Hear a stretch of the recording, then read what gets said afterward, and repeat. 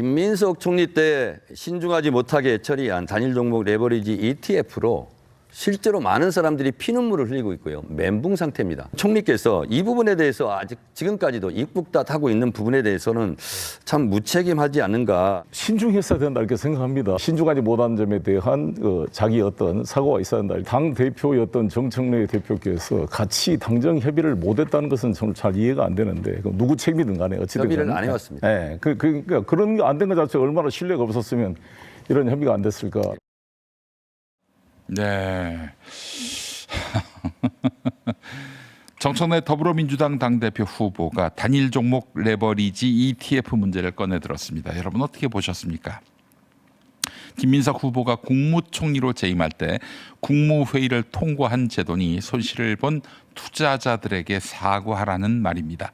김민석 후보의 책임이 전혀 없다고 할 수는 없을 겁니다. 총리는 국정의 주요 정책을 조정하고 국무회의를 이끄는 자리입니다. 문제가 발생했다면 그 경위를 설명하고 제도 설계가 적절했는지 돌아볼 책임이 있습니다. 자, 그런데 정청래 후보는 마치 자신은 아무 관계도 없는 외부 고발인인 것처럼 지금 김민석 후보만 겨누고 있습니다. 무책임합니다. 단일 종목 레버리지 ETF 도입 방침은 갑자기 하늘에서 뚝 떨어진 것도 아닌데 금융위원회가 지난 1월 30일 입법 예고를 통해서 국내 우량 주식을 기초로 한 단일 종목 레버리지 상품을 허용하겠다고 공개했습니다. 4월 21일에는 관련 자본시장법 시행령이 국무회의를 통과했고 5월 27일 삼성전자와 SK하이닉스 관련 상품들이 상장됐습니다. 수개월 동안 공개적으로 진행됐던 정부 정책이었습니다. 그 기간 동안 정청래 후보는 뭐 했습니까? 야당 정치인도 평범한 국회의원도 아니었습니다. 집권당 대표였습니다. 정부 정책을 점검하고 위험성을 경고하며 보완책을 요구할 충분한 위치에 있었어요. 그런데 국무회의 의결 사흘 뒤인 4월 24일 정청래 후보는 코스피가 6,500에서 멈추지 않고 8,000으로 갈 거라고 장담했습니다. 상품이 상장된 직후에는 주식 계좌를 보며 흐뭇한 사람들은 민주당에 투표해달라고까지 얘기했습니다. 주가가 오를 때는 이재명 정부와 민주당이 만든 성과라고 목소리를 높이다가 시장이 흔들리고 투자자 손실이 커지자 갑자기 김민석은 사과하라 이렇게 외치고 있는 것입니다. 이게 책임 정치입니까? 정 후보가 당시 제도 도입 사실을 몰랐다면 집권여당 대표로서 무능했던 것이고 알고도 주가 상승만 홍보했다면 정치적으로 정직하지 못했던 것입니다. 오를 때는 원팀의 성과고 떨어질 때는 경쟁 후보 개인의 잘못이라는 논리 너무 편리하지 않습니까? 더 심각한 것은 정청래 후보가 제시한 해법입니다. 정청래 후보는 단일 종목 레버리지 ETF의 거래를 일단 중단하자고 말했습니다. 시장에는 이미 수많은 투자자의 돈이 들어가 있는데 당대표 후보가 TV 토론에서 느닷없이 거래 중단을 주장한 것입니다. 거래 중단은 구호가 아닙니다. 기존 투자자의 매도와 손절 기회를 막고 자금을 상품 안에 가둘 수 있습니다. 가격 발견 기능이 멈추면서 재개 이후 더 큰 변동성이 나타날 수 있는 것입니다.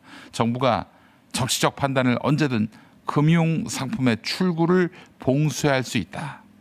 정부가 정치적 판단으로 언제든 금융상품의 출구를 봉쇄할 수 있다는 불신까지 심어줄 수 있습니다. 화재가 났다고 건물 출입구부터 잠가버리는 것과 무엇이 다릅니까?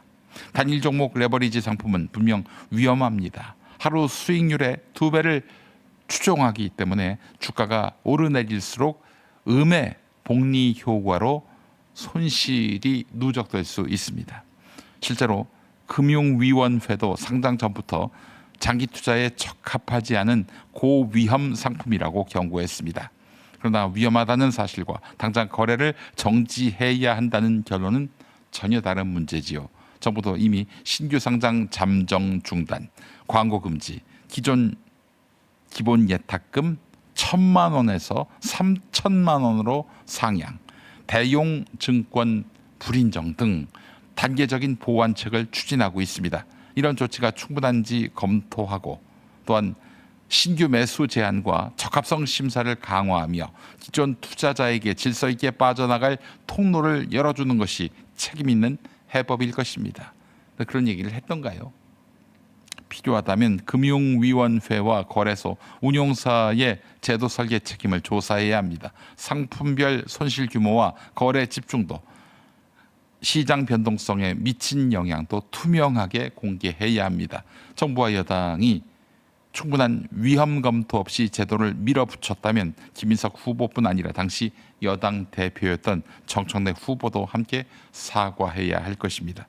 금융시장은 정치인의 선동 실력을 겨루는 전당대회 무대가 아닙니다. 말 한마디가 국민의 재산과 시장의 신뢰를 흔들 수 있는 거예요.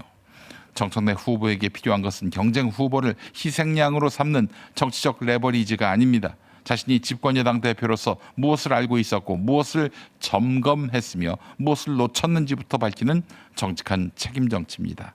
그런 걸 애초에 기대할 수가 없었던 정청래 씨 아닙니까? 지방선거 패배를 했음에도 그걸 이겼다고 불러대는 거 보세요. 저게 책임 정치를 펼치는 정치인의 모습입니까? 오를 때는 자기의 공으로 포장하고 떨어질 때는 남의 탓으로 돌리는 정치. 그것이야말로 지금 가장 먼저 거래 중단시켜야 할 정치 상품 아닐까요?